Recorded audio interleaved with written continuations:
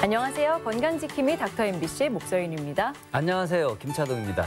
질환에 관한 다양한 궁금증 여러분의 입장에서 꼼꼼하게 짚어드리겠습니다.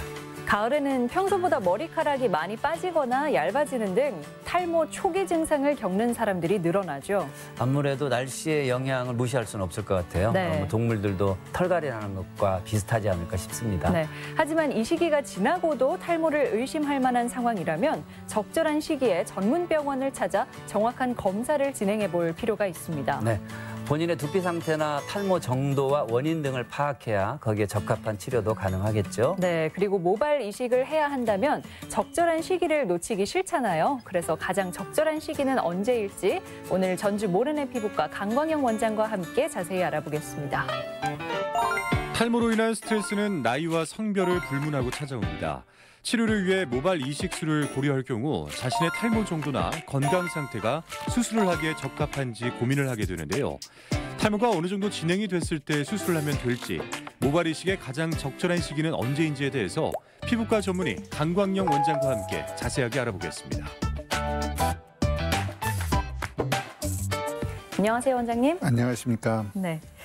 자, 혹시 탈모가 아닐까 걱정이 돼서 병원을 찾으면 탈모가 맞는지 어느 정도 검사를 하게 될 텐데요. 예. 어떤 검사를 하게 되나요? 많은 환자분들께서 탈모가 진행됐을 때 굉장히 특별한 검사를 할 거다라고 네. 많이 생각을 하는데 저희가 일반적으로 육안적으로 보거나 또는 이제 머리카락을 만져보거나 했을 때 머리가 가늘어지고 탈모가 진행하게 되면 말을 잘 듣게 됩니다. 그래서 이 지금 진행하고 있구나 이렇게 예측할 수가 있고요.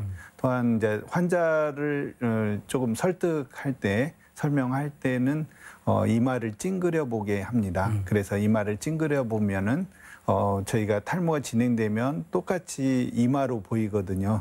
그렇지만 이마를 찡그렸을 때는 주름이 생기는 부위가 있고 주름이 생기지 않는 부위가 있는데, 생기는 부위까지가 원래 이제 뱃속에서 나올 때 얼굴 부분에 해당되고, 찡그려지지 않는 경우에는 그 부분이 탈모가 진행됐다고 이렇게 설명을 해드리고 있고요. 네.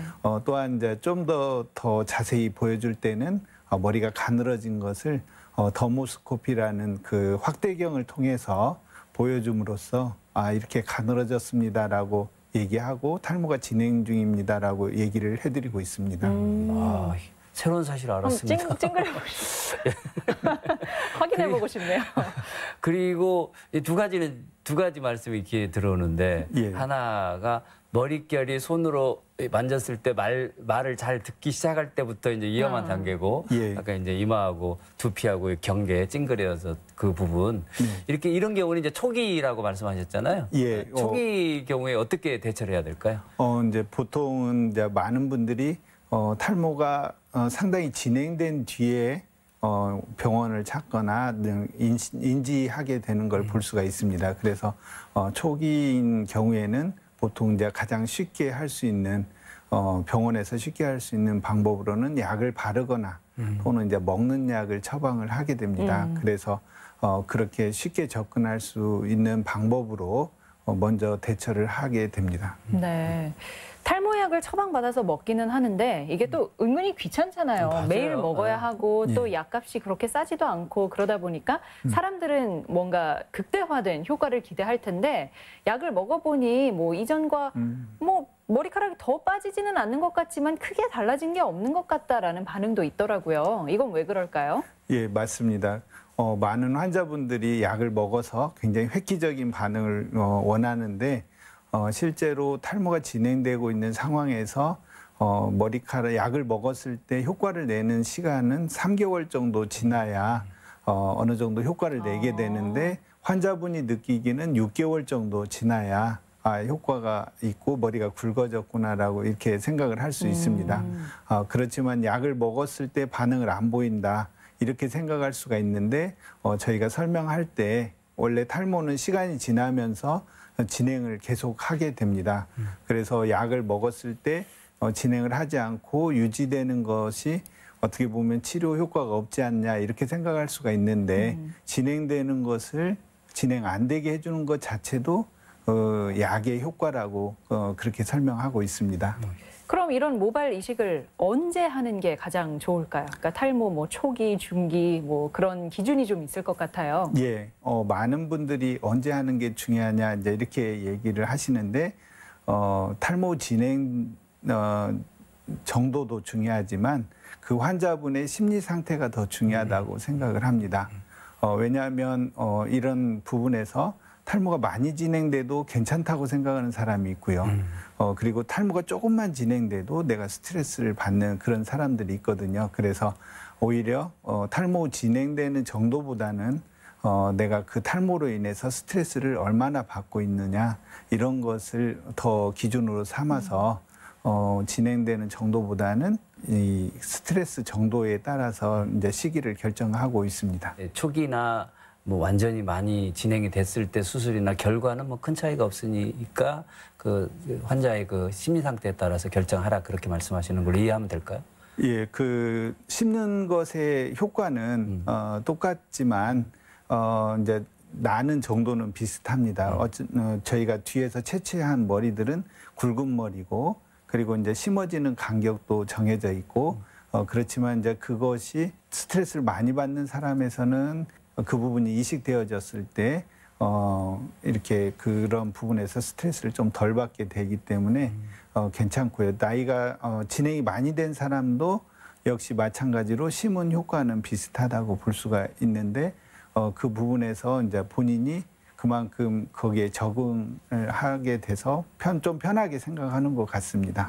나이 잠깐 말씀하셨는데 나이하고는 관계가 있어요? 연령하고요? 예, 많은 분들이 언제 해야 되냐 할 때 나이를 많이 따지게 됩니다. 그래서 젊은 나이에도 괜찮고 나이가 드신 분에서도 괜찮은데 제가 수술해줬던 분 중에 가장 나이가 많으셨던 분은 82세 된 분이었습니다. 그래서 그 분도 역시 나이가 드셨지만 젊은 사람하고 똑같이 탈모로 인한 스트레스를 받는 것을 볼 수가 있었습니다. 네. 그러면요, 이번에는 계절적인 것과는 관계가 없을지 한번 살펴볼게요. 예. 수술을 할 때 그 계절을 고려해야 하나요? 두피는 혈액순환이 굉장히 좋습니다. 그래서 또 우리가 살짝 다치기만 해도 피가 이렇게 많이 나게 되는데 그만큼 혈액순환이 좋다는 얘기는 그만큼 감염이라든지 상처 치유에 그만큼 빠르고 영향을 받지 않는다는 그런 얘기입니다. 그래서 여름에나 가을에 겨울이나 똑같은 그런 치료 효과를 내게 되고요. 이제 예전에 이제 저희가 조금 위생 상태가 안 좋을 때는 여름에 저희가 감염이라든지 이런 상황이 많았는데 최근에는 이제 저희가 잘 살게 되고 또 위생도 많이 좋아졌잖아요. 저희가 보통 하루에 한 번 정도 씻을 수 있을 만큼의 굉장히 위생 상태도 좋아졌기 때문에 환자분들이 우려하는 부분에서는 계절에는 상관이 없다고 할 수가 있습니다. 집집마다도 에어컨이 있고니까 실내 온도도 유지가 되고 그래서 뭐 고온에 의한 뭐 이런 그런 부작용은 없을 것 같다라는 생각이 드는데요. 근데 수술을 했어요. 수술했는데 머리가 좀 균형이 안 맞는 것 같고 좀 불만족스러워서 재수술 뭐 그런 경우는 해야 되나요? 그게 가능한가요? 저희가 이제 보통 수술을 할 때 정상 머리 밀도만큼은 수술로 만들기는 힘듭니다. 왜냐하면 한 번 했을 때 나무 심는 거랑 비슷하게 저희가 설명을 하는데요. 너무 가까이 심어 놓으면 머리가 자라지 않게 됩니다. 그래서 저희가 어느 정도 간격을 두고 심게 되는데 심어야지 이제 머리가 자라게 되는 거죠. 환자분들이 조금 더 많은 양의 모발을 원한다고 해서 그 부위에다가 많은 머리를 심게 되면 바닥 자체가 괴사가 되게 됩니다. 조직 자체가. 그래서 결국은 심어진 머리들이 안 자라고 결국은 내 몸에서 탈락되는 그런 효과를 그런 결과를 낳기 때문에 저희가 어느 정도 간격을 두고 심게 되는데 환자분들이 이런 부분에서 만족을 하기도 하고요. 그리고 이제 조금 이런 부분이 부족하다 이렇게 생각할 수가 있거든요. 그래서 그런 경우는 이제 재수술을 하거나 이제 내가 좀 더 욕심이 나는 경우에는 2차를 할 수가 있는데 시기적으로는 보통 저희가 1년 정도 지나서 하라고 합니다. 왜냐하면 이제 머리가 심은 머리가 새로 나는 데는 3개월이 걸리고요. 그때부터 한 달에 1cm씩 자라게 되는데 6개월 정도 됐을 때 이제 약간 외모 변화가 되고 치료 효과 면에서는 1년 정도 됐을 때 최대 효과를 내게 됩니다. 그리고 경우에 따라서는 심은 모발이 한 1년 정도 지나서도 나는 수가 있고요. 그래서 1년 정도 지나면 심어진 머리들의 간격이라든지 모양을 보고 그 뒤에 이제 조금 더 욕심을 내거나 또 부족한 데는 채워 넣는 그런 그 2차 수술을 할 수가 있게 되고요. 또 기존의 머리의 효과가 좋은데 또 심어지는 개수가 또 어느 정도 한계가 있기 때문에 내가 면적을 좀 더 넓혀야 되겠다 하는 경우에도 2차 수술을 하는 경우가 있습니다. 그 남성들의 탈모하고 여성들의 탈모가 원인이 다르기도 한가요? 똑같이 호르몬에 의해서 발생되는 그 물질에 의해서 탈모가 일어나게 되는데요. 남자들은 남성 호르몬에 의해서 만들어진 그 물질, 그리고 여자분들은 여성 호르몬에서 만들어진 물질. 그래서 물질이 서로 다르긴 하지만 그래도 그런 그 원인으로서는 이제 호르몬에 의해서 발생된 그런 물질이라고 저희가 얘기하기 때문에 그 비슷한 유형이라고 저희가 얘기합니다. 그 성호르몬 이제 말씀을 잠깐 드렸는데 그렇게 되면 이제 남성과 여성의 탈모 원인이나 뭐 유형이 좀 다를까요?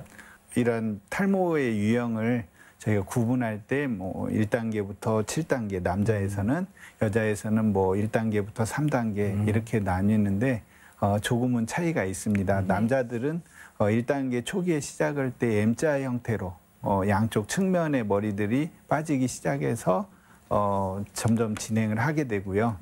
반면에 여성분들은 저희가 교과서에 나온 표현으로 하면 왕관쓴 부위 안쪽에 빠진 것과 같은 탈모의 진행을 한다 이렇게 표현을 하거든요. 그래서 정수리부터 진행하는 것이 이제 여성형 탈모라고 할 수가 있고요.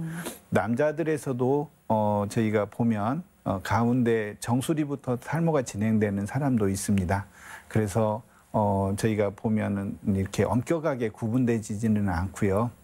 남자들에서도 여성형 탈모처럼 정수리부터 진행되고 되기도 하고 일반적으로는 M자 형태로 많이 진행을 하지만 그런 경우도 있고 여성에서도 역시 마찬가지로 남자들하고 비슷하게 이마가 넓어지면서 탈모가 진행되는 그런 경우도 있습니다. 그래서 요즘은 탈모 형태가 조금 더 섞여져 가는 걸 이렇게 좀 느끼게 됩니다. 이 부분에 있어서는 남자가 세밀하고 좀 뭐 그러네 7단계까지 있고 여자는 3단계밖에. 근데 여성분들은 출산하고 나면 머리카락이 굉장히 많이 빠지잖아요. 그것 때문에 스트레스를 많이 받기도 하는데 출산 후 생기는 탈모 증상은 뭐 자연적으로 좋아진다고 봐도 될까요? 이제 출산 후에 저희가 보통 출산하게 되면 태반이라고 해서 태반이 이제 같이 아기와 같이 빠지게 나오게 되는데 그 태반이 보통 그게 다 피로 혈관으로 이루어져 있거든요.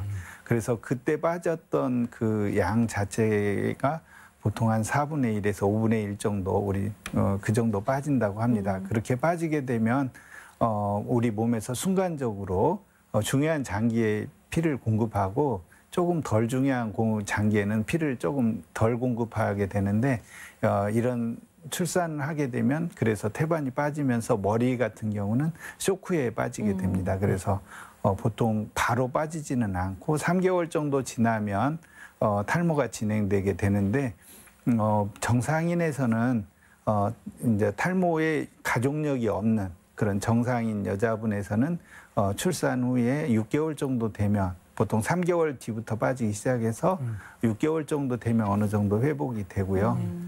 그다음에 1년 정도 되면 거의 정상으로 되게 되는데 탈모에 가족력이 있는 그런 여성분에서는 그런 회복이 조금 덜 되는 걸 볼 수가 있습니다. 그 출산 후에요. 지금 잠깐 말씀하셨으니까 이제 고민이 좀 있어요. 그 환자 입장에서 이마를 교정하기 위한 이제 여러 가지 지금 말씀 중에 그런 경우는 언제쯤 하는 게 출산 기준으로 본다면 언제쯤이 좋을까요? 예. 환자분들이 이제 출산하고 시간이 남으니까 이제 조금 그 조리하잖아요. 분만 후 산후조리 하는데 이때 뭔가 자기 외모를 변화시켜주고 하기 위해서 이제 찾아오는 경우가 간혹 있는데 저희가 이제 바로 해주지는 않고요.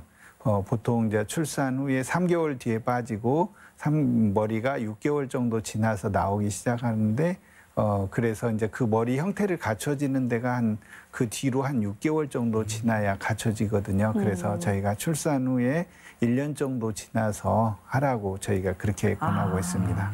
그럼 출산 후에 바로 할 수는 없나요? 이제 할 수는 있지만 네. 그래도 이제 모양을 보고 저희가 또 해야 되기 때문에 그래서 되도록이면 1년 정도 지나서 하자고 그렇게 권하고 있습니다. 그럼 이제 모발 이식 후에 뭐 여성과 남성에 있어서 이 어떤 변화가 일어나는지에 대한 차이도 있나요? 이제 수술을 결정할 때도 남자들은 조금 미적거린다고 할까요? 조금 이제 주저하는 경우가 많고 이제 보통 진료를 하고 6개월 뒤에 온다든지 1년 뒤에 오는 그런 환자들이 많이 있는 걸 볼 수가 있고 여성에서는 본인이 느껴서 스트레스를 받게 되면 수술하는 시간이 굉장히 빨리 결정을 하는 걸 볼 수가 있습니다. 그리고 이제 저희가 남성에서는 수술 부위가 주로 앞부분 그리고 진행이 많이 된 상태에서 심어지기 때문에 심고 나서 6개월 정도 되면은 본인이 외모가 변하니까 만족도가 이제 그때 높아지게 되는 걸 볼 수가 있고요. 여성에서는 심고 나서 보통 머리가 있는 부위에 심어지거든요. 그래서 머리가 나는 것이 3개월 뒤부터 나는데 그때는 가늘게 올라오고 그리고 이제 1cm씩 자라지만 6개월 정도 돼서도 머리가 조금 삐친다고 할 수가 있잖아요. 이렇게 조금 그런 부분에서 그렇게 보여지기 때문에 그때도 조금은 이렇게 많아진 것을 못 느끼는 경우가 많고요. 그리고 1년 정도 됐을 때 그때가 이제 치료 효과가 최대로 나타나는데 그때 이제 9cm에서 10cm 정도 자라기 때문에 그때 여성분에서는 그런 효과에 대해서 만족을 하는 걸 볼 수가 있습니다. 그래서 남자들은 조금 더 일찍 반응을 보이고 여성에서는 조금 더 나중에 반응을 보이게 됩니다. 의술도 많이 좀 발전을 했고요. 그다음에 환자들의 니즈 사항도 그만큼 좀 커지니까 뭐 이제 트렌드라고 하기에는 좀 그럴 것 같아요. 뭐 요즘 추세라는 게 있을 것 같습니다. 모발 이식에 관해서도. 예. 그리고 이제 환자분들이 필요로 하는 부분에 대해서 신경을 더 많이 쓰는데 그 중에 특히 이제 통증이라든지 수술 끝나고 나서 아픈 거에 대해서 많이 예민하거든요. 그래서 이제 그런 부분을 줄여주기 위한 그런 방법으로 비절개 모발 이식이라는 게 이제 저희가 하고 있고요. 그리고 흉터도 역시 또한 신경을 많이 써서 그런 부분들이 결국 환자가 원하는 쪽으로 모발 이식이 변하고 있습니다. 그리고 최근에는 이제 멀티 식목이라고 해서 전에는 한 번 심고 식목일을 바꿔서 심었는데 지금은 한 번에 10번 정도를 10개 모낭을 장착한 뒤에 10번 심고 그다음에 바꿔서 이렇게 할 수 있는 그런 식목일가 나와가지고요. 전에 비해서 수술 시간이 거의 반절로 줄었습니다. 그래서 환자분들도 훨씬 수술 시간이 짧아졌기 때문에 훨씬 좋아하고 있습니다. 그래서 이러한 모발 이식도 계속 발전하고 있는데 또 의사의 편리성과 환자의 원하는 그런 것들을 많이 고려해서 변하고 있는 걸 볼 수 있습니다. 자, 수술을 고민하는 분들에게 한 말씀 하신다면 어떤 말씀 하고 싶으신가요? 예, 많은 분들이 수술을 할 때 고민하는 것은 진짜 효과가 있냐, 혹시 이런 부분에서 내가 시간과 어떤 경제적인 노력을 들여서 진짜 효과가 있을까 하는 그런 고민을 많이 하게 되고요. 그리고 또 앞서 말씀드린 대로 통증이나 흉터에 대한 고민을 많이 하게 됩니다.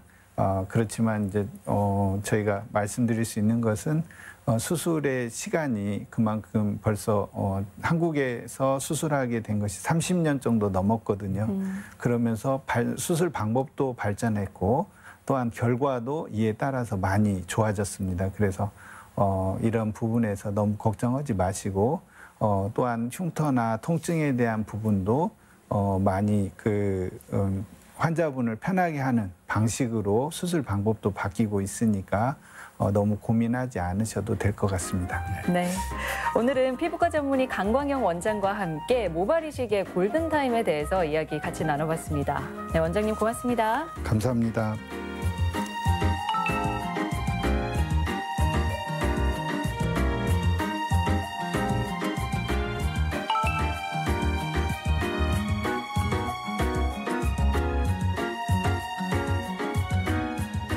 우리가 걷는 것만 봐도 노화의 정도를 알 수 있다는 거 아시나요? 아, 예.